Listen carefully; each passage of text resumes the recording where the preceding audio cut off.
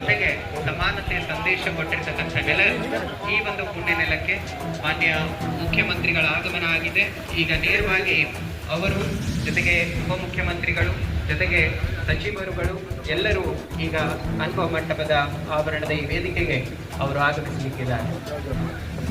ಮಾನ್ಯರನ್ನ ಅತ್ಯಂತ ಆತ್ಮೀಯತೆಯಿಂದ ಈಗ ಬರಮಾಡಿಕೊಳ್ಳಲಾಗ್ತಾ ಇದೆ. ಸನ್ಮಾನ್ಯ ಮುಖ್ಯಮಂತ್ರಿಗಳು ಈಗ ಮೊದಲಿಗೆ ಅವರನ್ನ ಸ್ವಾಗತಿಸಿ ಬರಮಾಡಿಕೊಳ್ಳುವುದರೊಂದಿಗೆ ಕಾರ್ಯಕ್ರಮ ಪ್ರಾರಂಭಿಸಿದರು.